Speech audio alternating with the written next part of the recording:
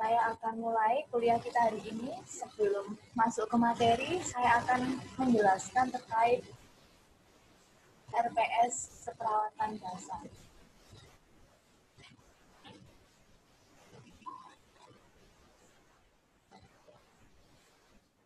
Teman-teman sudah menerima RPS keperawatan dasar?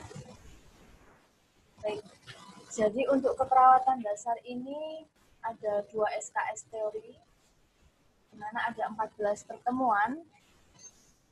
Untuk pengajarnya, koordinatornya adalah Bu Marcel, kemudian timnya saya dan Bu Marcel. Jadi ada 2 dosen saja. Kemudian di mata kuliah ini, kita nanti akan belajar lebih dekat tentang dasar-dasar keperawatan yang saya yakin Bapak Ibu semua sudah sangat memahami, tapi kita hanya review untuk menjadi bahan pembelajaran. Untuk penugasan nanti ada kuis, kemudian ada resume, dan tergantung nanti Ibu Marcel bisa ngasih assignment, baik itu dalam bentuk resume, essay, atau mungkin penugasan lain. Oke, sampai hal ini apakah ada yang ingin ditanyakan?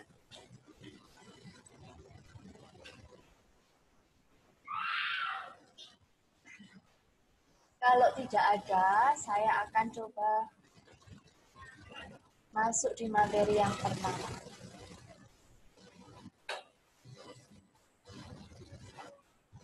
Materi yang pertama adalah tentang konsep dan teknik oksigenasi. Di materi ini kita akan membahas beberapa outline. Jadi materi saya ada 2 PowerPoint karena kemarin itu ketika saya menggabungkan terlalu banyak, ada sekitar 100 slide, jadi saya bagi 2. Gitu ya. Yang pertama nanti kita akan mereview tentang anatomi dan fisiologi sistem pernafasan, kemudian faktor-faktor, masalah atau gangguan yang berhubungan dengan sistem pernafasan, kemudian akan mereview juga pengertian oksigenasi, proses oksigenasi, dan tujuan pengertian oksigenasi. Yang pertama kita akan membahas anatomi dan fisiologi sistem pernafasan. Sistem pernafasan, berbicara tentang pernafasan, tentunya ada kaitannya dengan homeostatis. Apa itu homeostatis? Keseimbangan, betul. Jadi homeostatis adalah bentuk keseimbangan tubuh, di mana tubuh memiliki mekanisme untuk menyeimbangkan diri, membuat stabilitas supaya di dalam tubuh sel-selnya bisa hidup. Nah, terkait pernafasan, sebenarnya ada 2 hal dasar yang harus kita pahami kembali, bahwa ketika kita berbicara pernafasan, ada kaitannya dengan metabolisme sel dan respirasi. Metabolisme sel ini untuk hidup, sel untuk hidup pasti membutuhkan O2, dan dari prosesnya menghasilkan CO2. Begitu juga dengan respirasi, untuk menyediakan O2 dan membuang CO2. Nah, ini adalah gambaran anatomi. Pasti sudah tahu semua ya. Kita juga memiliki di dalam tubuh kita ya. Nah, sistem pernafasan sendiri dibagi 2, yaitu menjadi sistem pernafasan bagian atas dan sistem pernafasan bagian bawah. Sistem pernafasan bagian atas dimulai dari mulut, hidung, faring, dan laring. Mulut, ya, volumenya kurang. Oke. Terlalu. Baik, saya lebih mendekatkan lagi ke mic ini. Sudah dengar atau belum?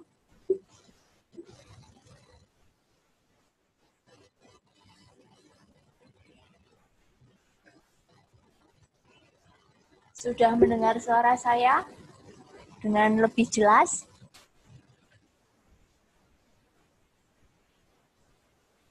Oke, saya lanjutkan. Nanti kalau ada info, tolong diinfokan ya. Terima kasih. Saya ulangi, untuk sistem saluran pernafasan atas dimulai dari mulut hingga laring.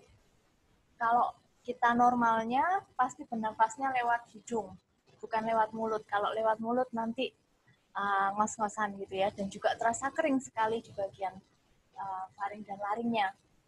Nah, di hidung sendiri kita tahu pernafasan di hidung secara anatomi hidung memiliki silia. Silia di mana dia fungsinya untuk menyaring kotoran. Kemudian selain itu hidung juga berfungsi untuk humidifikasi, ya, pelembab. Kemudian masuk di laring. Laring dan faring. Kalau laring untuk pita suara kita berbicara seperti ini. Ya. Ada juga kalau cowok punya jakun atau istilahnya apa? Adam apples, ya, Adam apples. Kemudian di sistem saluran pernafasan bawah dimulai dari trakea dan paru itu sendiri. Trakea di sini terdiri dari cincin-cincin kartilagu. Ya. Di situ fungsinya adalah untuk mempertahankan supaya tidak kolaps. Gitu ya. Kemudian di trakea juga dilapisi oleh silia dan juga ada mukus.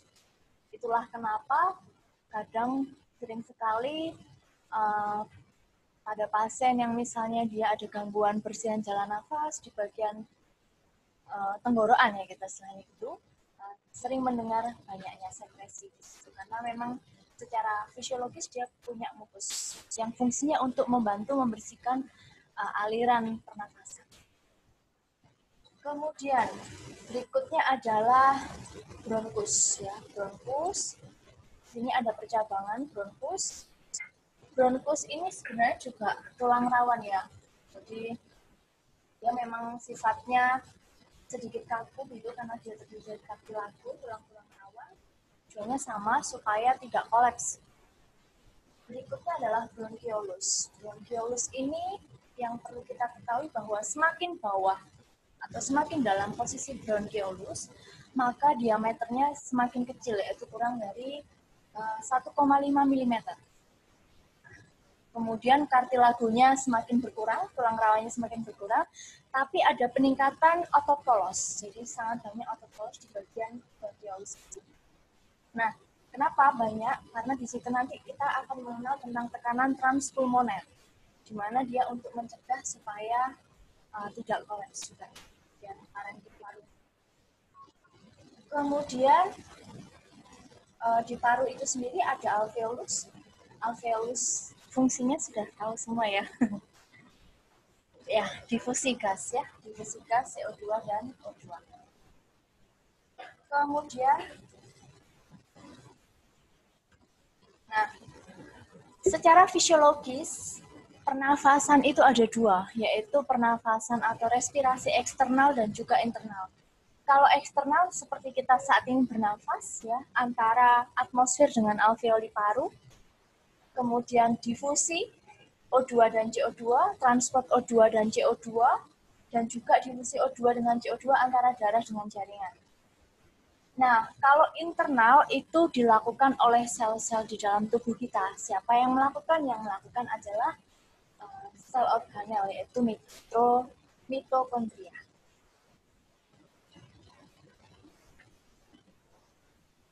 Oke, sampai sini ada yang ditanyakan dulu? Kalau nggak ada, saya lanjut. Nah, berikutnya terkait dengan fisiologi pernafasan, kita juga mengenal zona pernafasan. Jadi zona pernafasan ini dibagi menjadi dua. Yang pertama adalah conduction zone atau zona konduksi. Kita mengenal konduksi itu adalah apa? Penghantar ya. Jadi dimulai dari trakea, bronchiolus, terminalis ya. Trakea, kemudian bronkus sampai bronchiolus terminalis itu adalah zona konduksi. Kemudian zona yang kedua adalah respiratory zone atau zona respirasi. Di sini terdiri dari parenkim paru, yaitu alveoli, sebagai proses difusi dari pembuluh darah. Difusi dari oksigen dan CO2. Saya ralat ya. Baik. Selanjutnya. Ini proses difusi organ paru-paru. Selain untuk bernafas, baik itu pernafasan eksternal maupun internal, sistem respirasi atau sistem pernafasan juga memiliki fungsi lain. Yang pertama adalah sebagai pengeluaran uap dan air, kemudian eliminasi panas ya, kemudian pertahanan terhadap benda asing, mempertahankan pH darah. pH darah ini kaitannya dengan pengeluaran CO2. Nanti teman-teman akan belajar juga keseimbangan asam basa. Di sana akan diajarkan kenapa kok paru bersifat asam gitu ya, untuk menjaga pH tubuh ya. Jadi dia mengeluarkan CO2. Kemudian ada juga fungsi lainnya sebagai indera penciuman, kemudian meningkatkan venous return, suara dan bicara seperti yang kita lakukan sekarang. Dan juga melalui sirkulasi, dia akan mengaktifkan angiotensin 2 dan menginaktifkan prostaglandin. Nah, ini saya coba gambarkan ya, gambarkan ke dalam bentuk bagan. Sebenarnya apa yang saya jelaskan tadi, semuanya terangkum di sini, gitu ya. Mulai dari makanan. Makanan yang kita makan itu mengandung glukosa, betul ya? Kecuali mungkin air putih ya nggak ada. Ya, makanan yang kita makan, nasi, kemudian apapun makanan yang manis dan minuman yang manis mengandung glukosa, itu akan diabsorpsi di intestin atau di usus, kemudian akan melalui darah ke blood ini, kemudian dari blood ini dia akan dialirkan melalui arteri ya, di dalam darah ini melewati arteri, kemudian masuk kapiler, dia akan masuk ke body cell. Di body cell atau di sel-sel tubuh itu digunakan sebagai respirasi yang saya bilang tadi. Ini berarti proses respirasi internal atau eksternal.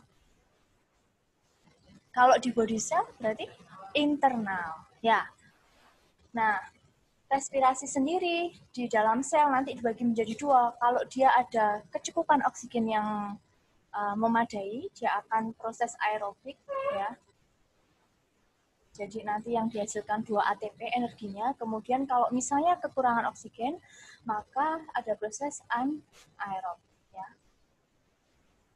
Anaerob nanti kaitannya timbunan atau hasil akhirnya apa? Asam laktat. Asam laktat di dalam tubuh berpengaruh terhadap cekot-cekot linu-linu. Oke ya, jadi penumpukan asam laktat kalau pada pasien dengan misalnya dia ada trauma atau mungkin gangguan ginjal, dia bisa terjadi asidosis metabolik ya, kalau asam laktatnya tinggi. Nah, respirasi di sel ini yang diproduksi sudah saya bilang tadi energi, kemudian water vapor sama karbon dioksida.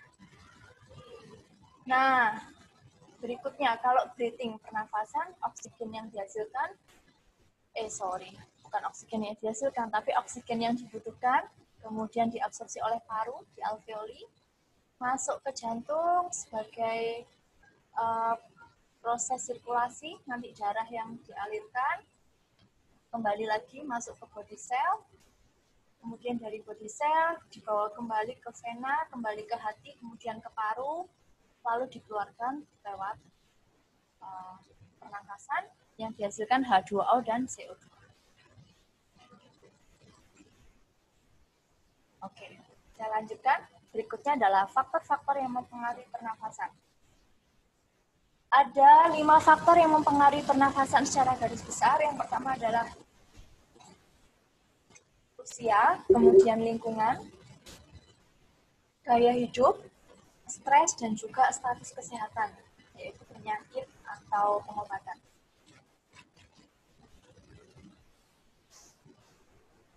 Yang pertama adalah usia. Pernafasan kita secara fisiologis untuk neonatus dan lansia dan juga dewasa berbeda ya. Hal itu juga dibuktikan dari pemeriksaan fisik yang teman-teman lakukan, pasti hasilnya antara neonatus dan lansia nilai normalnya juga berbeda, gitu ya. Untuk neonatus, pernafasan pertama dimulai sejak dia lahir ya, menangis. Jadi ketika dia menangis, surfaktan akan membantu alveoli mengembangkan parunya. Itu mulai dia bernafas pertama. Nah, secara fisiologis, sebenarnya masa perkembangan alveoli itu sendiri akan meningkat ya, atau akan maksimal dalam waktu 2 minggu. Nah, kalau di lansia tentunya akan mengalami perubahan secara fisiologis di mana ada kakunya dinding dada dan jalan nafas, kemudian refleks batuk dan silia juga berkurang, membran mukosa menjadi lebih kering, dan bahkan pada kasus-kasus ortopedi ya, osteoporosis terjadi sehingga ekspansi parunya kurang maksimal, ya, menyebabkan lansia kadang bisa sesak gitu ya, karena kalau pengembangan ekspansi paru yang tidak maksimal akhirnya oksigen yang di dalam tubuh juga perputarannya berkurang. Berikutnya adalah lingkungan. Lingkungan ini kaitannya dengan ketinggian, kemudian panas, dingin, polusi udara. Seperti kita di Surabaya, kadar oksigennya tentunya akan berbeda dibandingkan teman-teman yang tinggal di luar Surabaya, ya, karena kadar oksigenasi juga dipengaruhi dari polusi udara. Misalnya gabung sama kelas 11. Nah, kalau semakin tinggi permukaan tanah, jadi kalau misalnya kita di gunung ya, ada yang suka naik gunung? Mungkin dulu waktu zaman muda ya. Di pegunungan atau di permukaan tanah yang lebih tinggi daripada laut, itu akan terjadi penurunan kadar O2. Ya. Itu pula dengan pernapasan individu seseorang. Berikutnya adalah gaya hidup. Olahraga atau aktivitas fisik juga mempengaruhi faktor pernafasan atau respirasi. Semakin banyak kita beraktivitas, maka oksigen yang kita butuhkan juga pasti semakin banyak.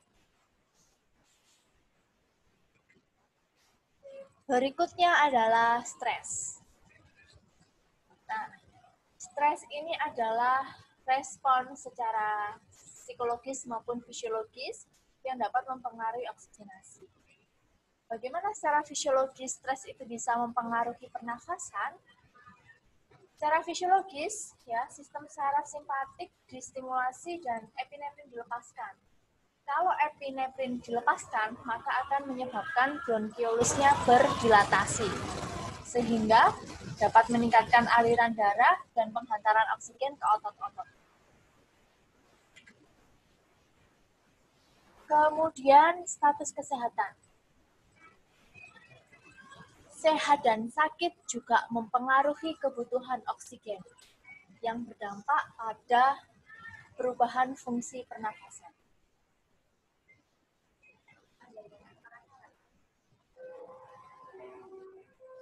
Kemudian pengobatan juga, ya, berbagai macam pengobatan kadang memiliki efek samping atau cara kerja yang mempengaruhi sistem pernafasan. Oke, sampai di sini mungkin ada yang ingin ditanyakan dulu.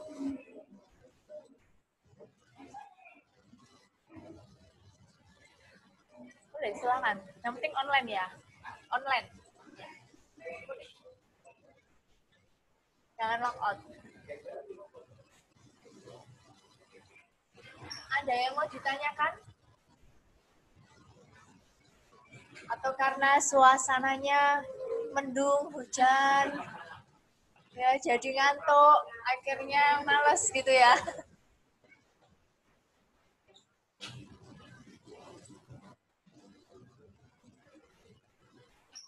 Baik, saya lanjutkan. Kalau nggak ada yang ditanyakan, kita akan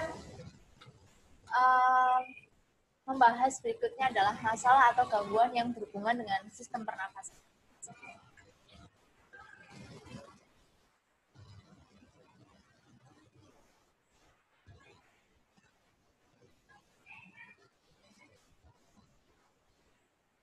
Kalau kaitannya dengan gangguan pernafasan, itu kita membedakannya sebenarnya gampang, karena dikelompokkan. Yang pertama, pasti kalau gangguan sistem pernafasan itu bisa dikarenakan ventilasinya yang bermasalah, atau difusinya, atau transportnya. Itu prinsip dasar yang harus kita pegang. Jadi kalau masalah ventilasi, berarti pasti masalahnya ada di keluar masuk udara. Contohnya apa? Ada yang tahu? Penyakit asma, bisa ventilasi ya, karena dia ada penyempitan. Bronkusnya menyempit, jadi ventilasi udara keluar masuknya nggak optimal. Kemudian masalah yang berikutnya adalah masalah difusi. Apa contohnya? PPOK, kemudian apalagi? Difusi. Halo, bisa. Kalau difusi berarti di parenkim paru, alveolinya. Bisa mungkin dia juga pneumonia, bisa ya, karena parenkim parunya yang bermasalah. Kemudian kalau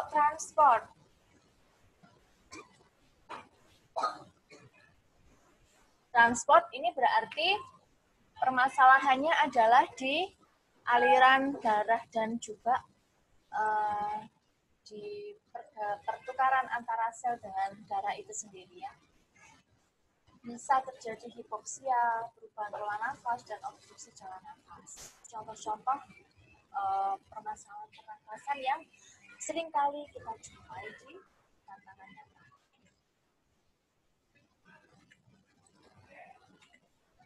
Oke.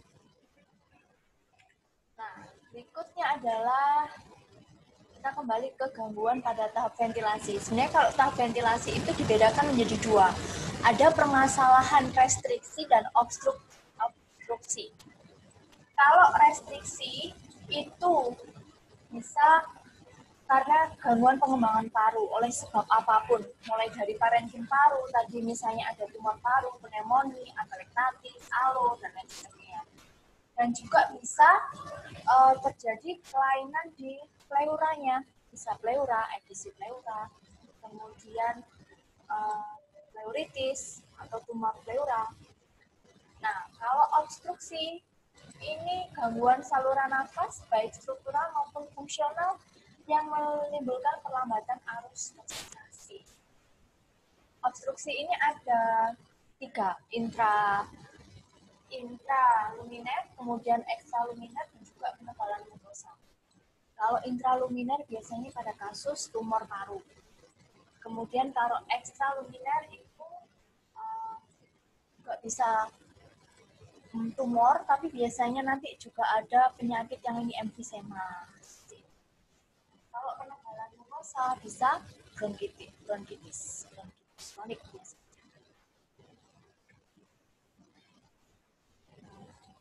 Obstruksi jalan nafas. Sangat jelas ya cara memeriksanya. Kalau obstruksi jalan nafas, misalnya dia ada bunyi nafas tambahan, pasti ada obstruksi. Kemudian berikutnya adalah gangguan tahap difusi. Kalau tahap difusi ini prinsipnya, oke, ada aja. Maaf suaranya bilang mungkin karena tertelan hujan.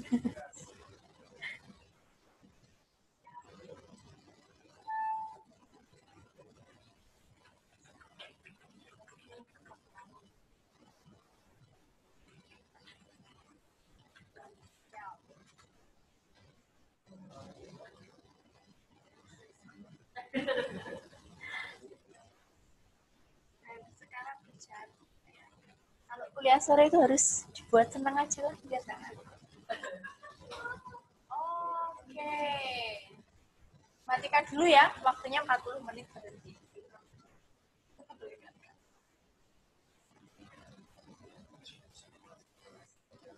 Tapi nggak bisa ya. Tenang, tulisannya gede-gede. Di situ mati nggak, teman-teman? Oh, nggak ya? Ya sudah.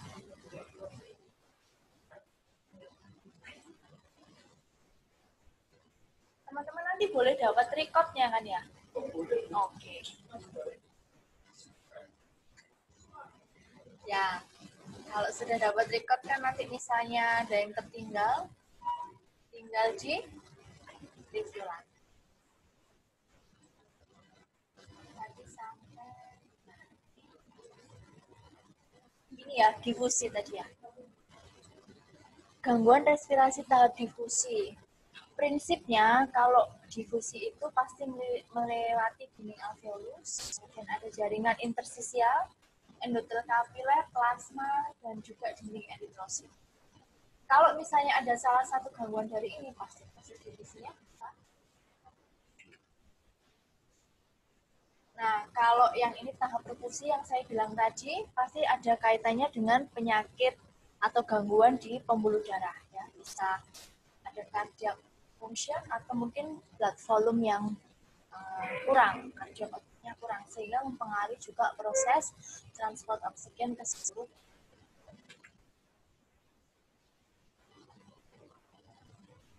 Berikutnya adalah gangguan hipoksia. Hipoksia ini pada dasarnya ada 4.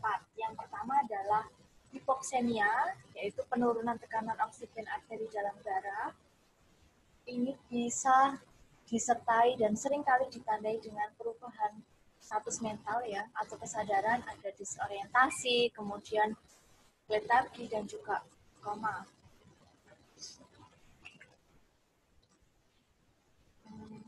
Ini pasti sudah tahu, jadi saya lewati saja.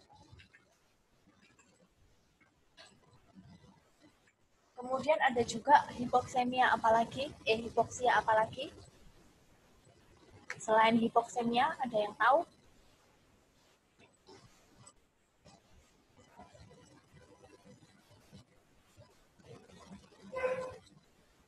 Apalagi enggak?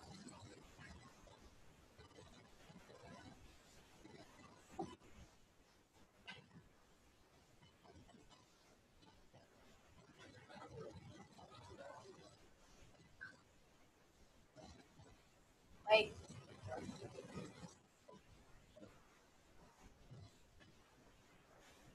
Kenapa, Mbak? Selain hipoksemia ada apa lagi? Hipoksia biasanya dengan histostofik, jadi karena penyakit darah. Gitu. Sebenarnya kalau hipoksia kan memang pengertiannya saturasinya pasti kurang dari normal ya. Normalnya ada berapa nilainya? 95 sampai 100 pasti kurang dari itu. Nah, kalau tipe-tipe hipoksia sendiri sebenarnya yang mendasari adalah penyebabnya itu. Kalau misalnya dia karena kelainan darah, berarti dia masuk hipoksia statik. Nanti itu bocoran ya, salah satu keluar di kuis. Nanti ada kuis saya. Tapi jawabannya belum tentu itu. Nanti dilihat lagi soalnya. Ya. Ya. Selanjutnya adalah pengertian oksigenasi atau terapi oksigen. Pasti ya sering dilakukan kan? Nggak mungkin nggak ya, pasti pasien datang, ya kalau di IGD pasti di oksigen. Nah, terapi oksigen. Berapa konsentrasi oksigen yang kita hirup tanpa ya 21% ya. Nah, sebenarnya tujuannya pemberian terapi oksigen ini adalah yang pertama, memberikan transport oksigen di dalam darah supaya lebih adekuat. Kemudian menurunkan upaya bernafas pada pasien yang sesak, kita bantu kebutuhan oksigenasinya, ya kita bantu supaya tidak terlalu ngos-ngosan gitu ya, ngoyo gitu. Dan oksigenasi, kemudian juga tujuan yang berikutnya adalah mengurangi stres pada miokardium. Proses oksigenasi, tadi di depan sudah saya singgung, mulai dari ventilasi, difusi, dan transportasi. Ventilasi, sudah jelas ya, masuknya udara atau oksigen dalam paru dan juga pengeluaran oksigen dari karbon dioksida dari paru. Difusi, perfusi. Komponen ventilasi itu ada 5. Yang pertama adalah otak, kemudian sistem saraf, dinding dada itu sendiri, dan saluran nafas atas serta saluran nafas bawah. Pusat respirasi diatur di mana?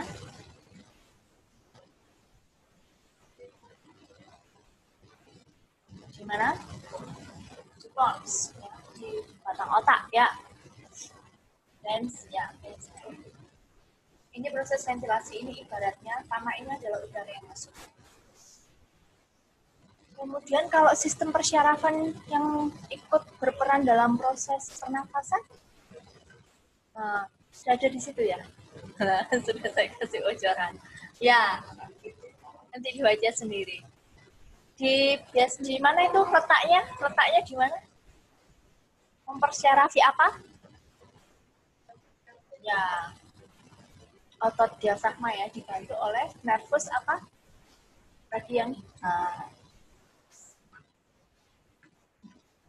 nah ini ya, phrenic nerve itu diafragma. Ada di koste nomor 4 sampai nomor 6. Pernah mendengar nggak istilah gini? Kalau misalnya lagi bercanda, jangan dodok itu apa ya? Jangan menepuk, jangan terlalu keras menepuk di bagian tulang belakang punggung, gitu ya. Karena sesak, karena di sini ada phrenic nerve itu diafragma ya, di koste nomor 4 dan sampai 6. Iya. Dan juga ada ini, thoracic spinal nerve itu intercostal muscle itu ada di torakal 1 sampai 12.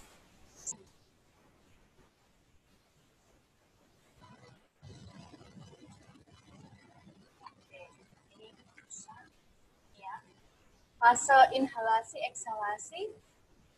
Eksalasi lebih lama ya dibandingkan inhalasi atau inspirasi ya. Nah, ventilasi itu ada kaitannya dengan ekspansi dan gaya recoil. Dan juga di dalam ventilasi itu, karena nanti udara masuk, dia akan ada namanya tekanan intrapleura. Tekanan pleura atau intrapleura sifatnya negatif atau positif? Negatif. Ya. Sehingga mencegah kolaps ya, supaya mencegah kolaps makanya dia di dalam pleura itu terjadi tekanan negatif. Nah, berikutnya ini masuk di compilance paru, pengembangan paru. Kemudian di dalam paru ada yang dinamakan surfaktan.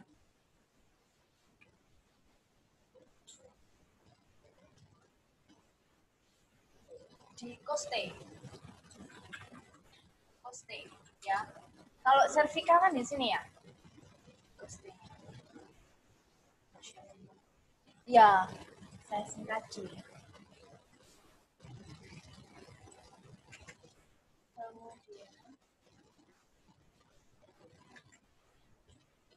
Oh ya, kalau teman-teman kan nanti ada penilaian keaktifan. Kalau misalnya ada saya bertanya atau mungkin dosen lain bertanya, sebaiknya masuk di chat supaya nanti kamu bisa merecord gitu ya. Kalau kayak gini kan saya tok yang tahu. Nanti Bu Marcel sebagai tim saya nggak tahu. Iya. Nggak apa-apa. Untuk pertemuan ini ditoleransi gitu ya. Berikutnya.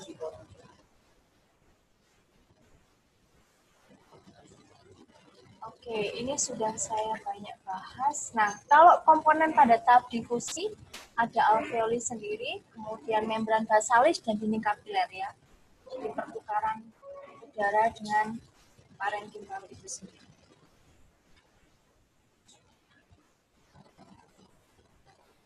Nah, kalau transport oksigen dan karbon dioksida itu pada dasarnya